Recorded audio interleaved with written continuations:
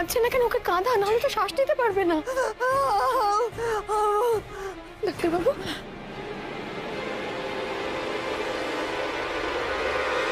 কিছু একটা কর না।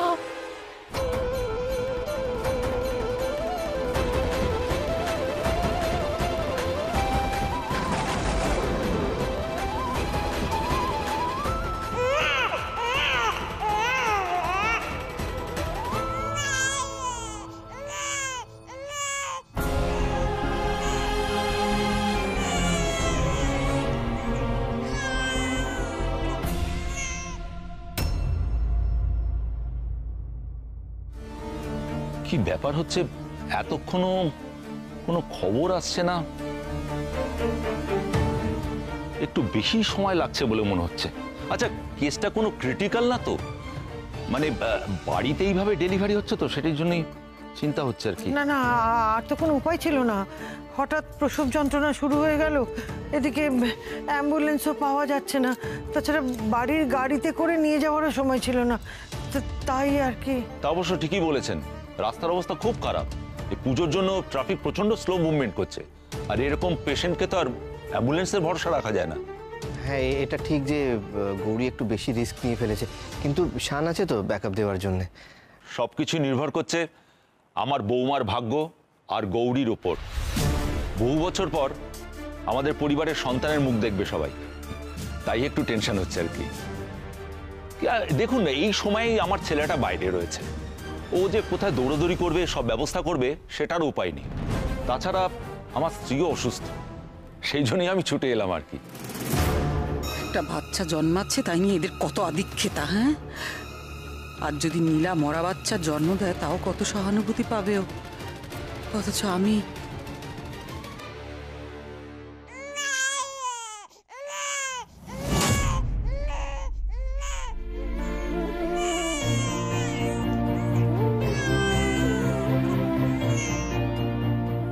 ওই বাচ্চার কান্নার আওয়াজ শুনলাম না, ভালোই করেছেন।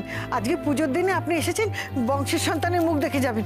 খুব ওই তো যাবো, যাবো, যাবো। কি হয়েছে? বাচ্চা হয়েছে মানে বাচ্চার মা ভালো আছে তো? আরে কি হলো, চুপ করে আছো কেন?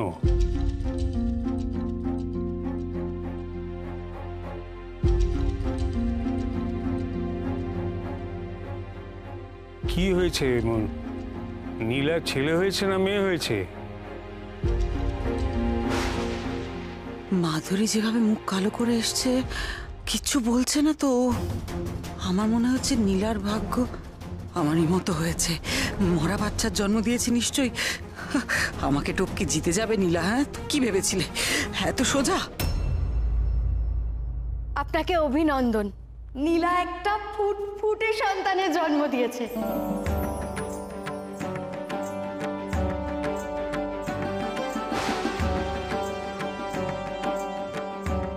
আপনার নাতি হয়েছে। এ তো দারুণ আনন্দের খবর, আমার বংশধর এসেছে, আমার বংশধর। জয় মা, জয় মা, তুমি কৃপা করেছো। ও মা, আরে মিষ্টি আনাতে হবে তো, মিষ্টি আনাও। আরে এমন শুভ দিনে মিষ্টি মুক্ত করতেই হবে সবাইকে, তাই না? ঠিক ঠিক, একদম ঠিক। হেরে গেলাম, আবার হেরে গেলাম নীলার কাছে। কি হলো বললে না তো? আমার কি হলো বলো। কি আবার হবে? তুমি ছেলে মেয়ে যাই জন্ম দিয়ে থাকো না কেন, তুমি মৃত সন্তানের জন্ম দিয়েছো শৈল। মৃত বৎসা তুমি। এখন ভুলে যাও তার কথা। যে পাপ তুমি করেছিলে, ঈশ্বরের কৃপায় তা আপনা হতেই স্খলন হয়ে গেছে। যাক, গৌরীর হাত ধরেই আপনার নাতি পৃথিবীর আলো দেখলো।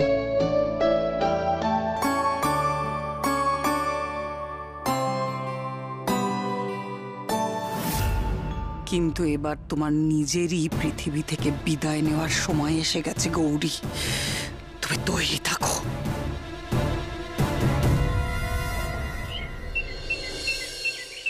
মালতী, আমাদের একটু চা দিয়ে যা না মা। কে রে? আমার কিচ্ছু ভালো লাগছে না, পুজো শুরু হতে না হতেই শেষ হয়ে গেল। সত্যি পুজোর এই কটা দিন যে কিভাবে কেটে গেল টেরই পেলাম না। এনো পুজোর এই তো মজা। হ্যাঁ, পুজো আসছে আসছে এইটা ভাবতেই একটা কিরকম আনন্দ, একটা উত্তেজনা হয়। হ্যাঁ,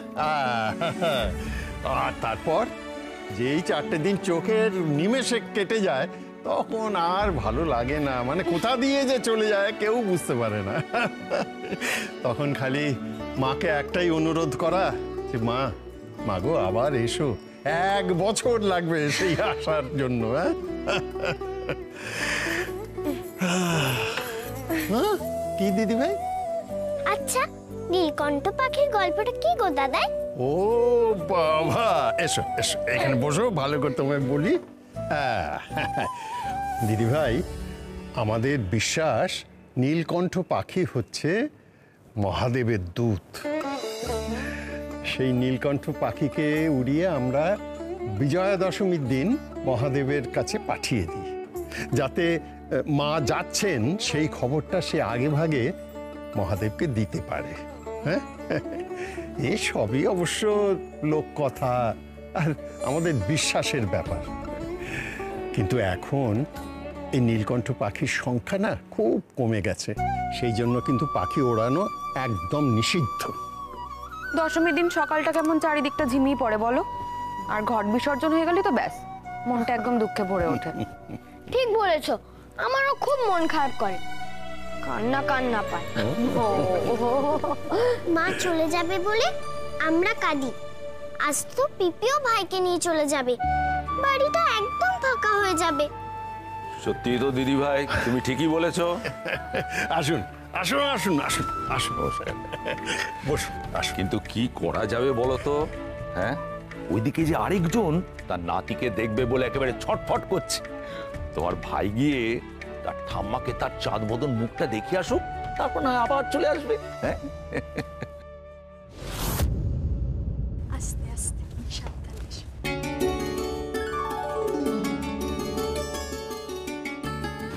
রে, তোর নিজের বাড়িতে যাচ্ছিস? ফিরে এসে আমাদেরকে চিনতে পারবি তো? আমাকে তো ঠিক চিনতে পারবি, আমি ওর দাদা না। আমি ওকে আমার মতো ট্রেনিং দিয়ে ফুটবলার তৈরি করব। অনেক হয়েছে, ওকে আর তোমার মতো তৈরি করতে হবে না। তোমার মতো তৈরি করলে আর দেখতে হচ্ছে না, আমাদের সোনা ওর মতো করে বড় হবে। আচ্ছা শোন, আমি কটা দিন ওই বাড়ি থেকে ঘুরে আসি, তোরাও যাবি কিন্তু। হ্যাঁ, আচ্ছা এবার অনুমতি করুন, আমি নাতি আর বৌমাকে নিয়ে রওনা হই। ছেলেটা এখানে থাকলে আমাকে দৌড়দৌড়ি করতে হতো না। চলো বৌমা, যাওয়া যাক। অনিলা দিদি, তুমি কিন্তু সাবধানে থেকো, আর দেখো ওর জন্য ঠান্ডা ঠান্ডা না লাগে। হ্যাঁ একদম। আসি তাহলে। হ্যাঁ, সাবধানে আসছি। টাটা অনিলা দিদি। টাটা।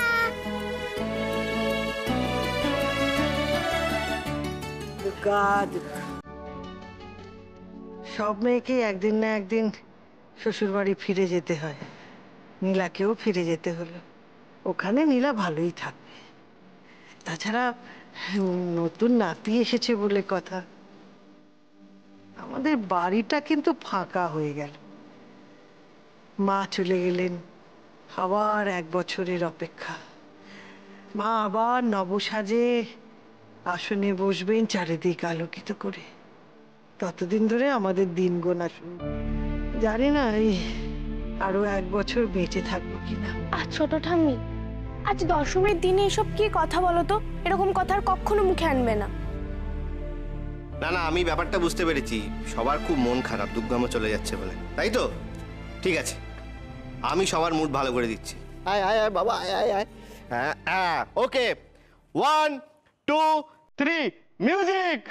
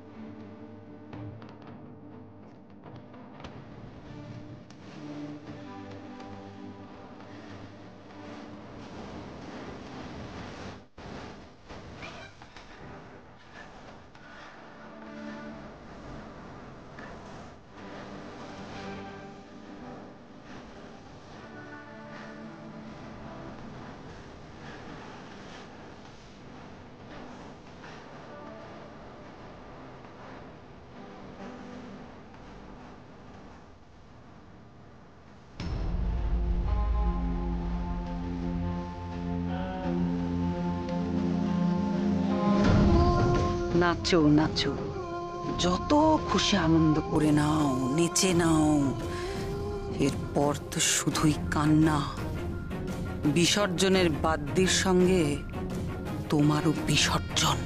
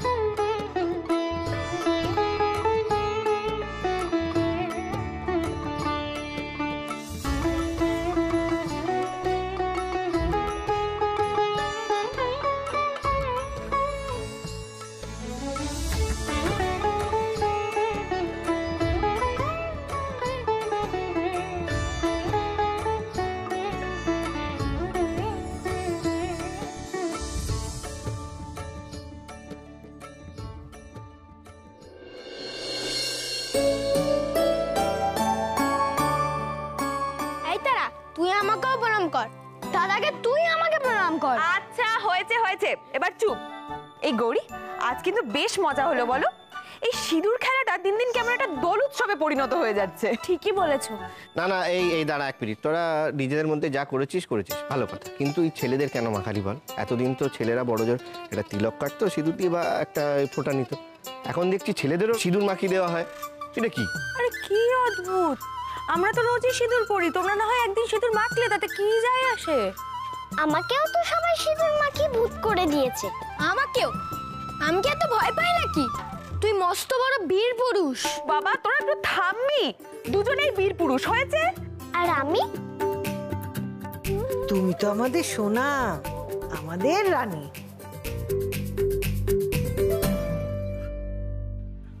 শোনো, বাড়ির সবাই কি এখানে আছে?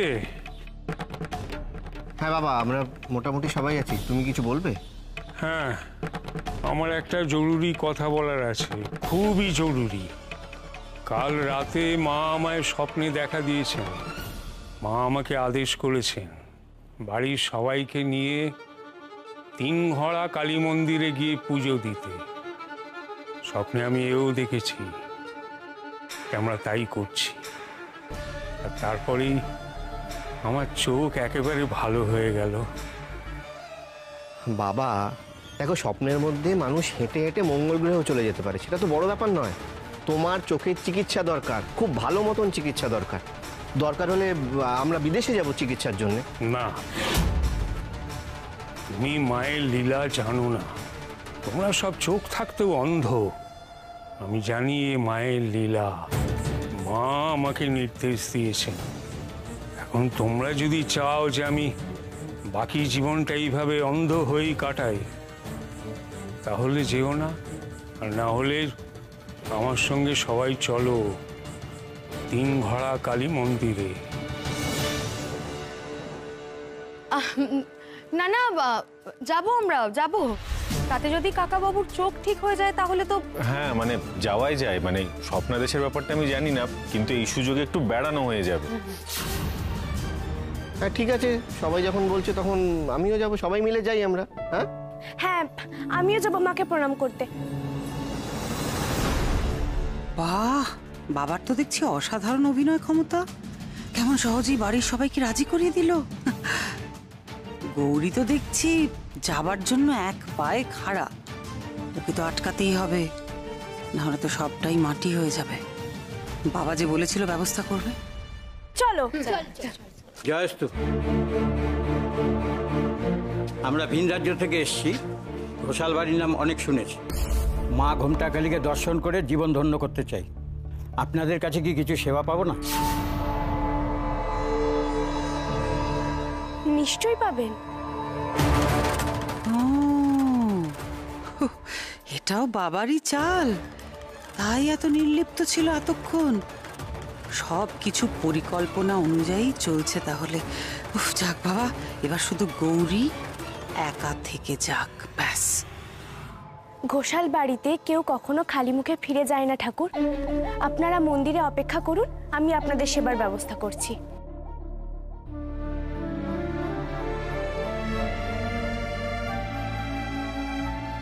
ছোটদাদু, আপনি বাড়ির সকলকে নিয়ে যান, আমি ব্রাহ্মণ সেবার জন্য থেকে যাচ্ছি, কেমন? বেশ, আর যখন অন্য কোনো উপায় নেই থাকো তাহলে। আমি বলি কি, আমি বরং গৌরীর সঙ্গে থেকে যাই, ও একা সামলাতে পারবে না। অরুন্ধতিটা সব কাজে বাগড়া দেয়, দিব্যি সব সামলে নিয়েছিলাম। সর্বনাশ করেছে, মা কি থেকে যাবে নাকি? বাবা কিছু করো। এ তুমি কি বলছো অরুন্ধতী? তুমি হলে গিয়ে আমার সহধর্মিনী। ধর্মের পথে যে সঙ্গে যায় সেই তো সহধর্মিনী। আমার কর্মে ধর্মে পুণ্য ফলে তোমারও যে অর্ধেক অধিকার। মায়ের পুজোর সময় তোমায় তো আমার পাশে থাকতেই হবে। এ তো ভূতের মুখে রাম নাম। আমাকে বিয়ের পর থেকে আজ পর্যন্ত স্ত্রীর মর্যাদাটুকু যে দেয়নি, সে এত বড় বড় কথা বলছে। আসলে ঠেকায় পড়েছে, চোখ ভালো হয়ে গেলেই আবার নিজের রূপ ধরবে। আচ্ছা, আমি কি বলছি যে তোমরা বরং যাও, আমি থেকে যাই। আমি তো বলছি কারো সাহায্য লাগবে না, আমি একাই সামলাতে পারবো। তোমরা শুভ কাজে যাচ্ছ, যাও না। আচ্ছা শান্ত, তুই এখানে থেকে কি করবি বলতো? না তুই আমাকে বল, তুই কি ব্রাহ্মণদের খেতে দিবি, নাকি ওদের এই খাবার সময় হাওয়া করে দিবি, বাতাস দিবি? হ্যাঁ, আর সত্যি দু দণ্ড তুই বউকে ছাড়া থাকতে পারিস না? আরে বাবা, আমি এত কিছু ভেবে বলিনি। উফ, তোমরা না পারো বটে সব। আমি যাব না।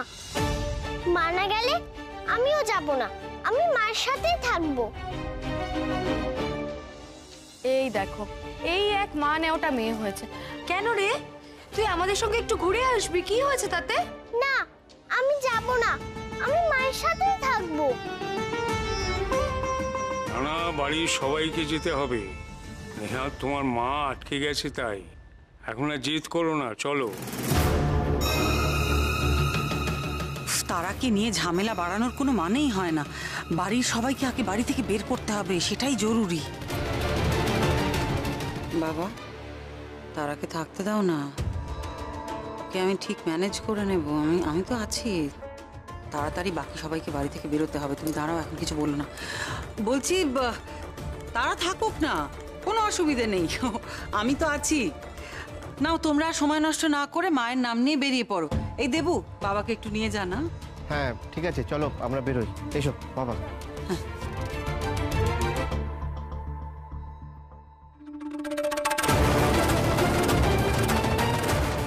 দুর্গা দুর্গা।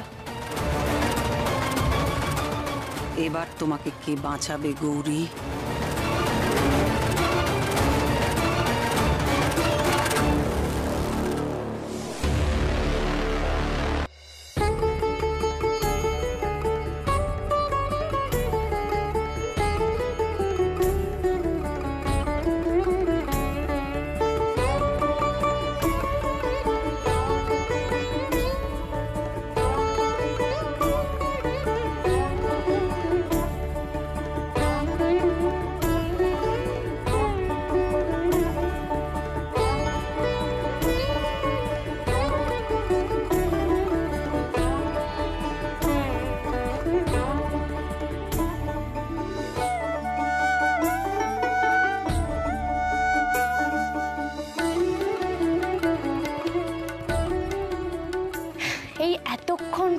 তোমার সাথে একটু গল্প করার সময় পেলাম আমি। সবাই গেছে 3 ঘরার কালী মন্দিরে। ছোট দাদু নাকি স্বপ্নাদেশ পেয়েছেন, সপরিবারে তোমার দর্শন করতে যেতে হবে, তবেই নাকি তার চোখ ভালো হবে। তাই যেন হয় মা, আমিও যেতাম জানো তো, কিন্তু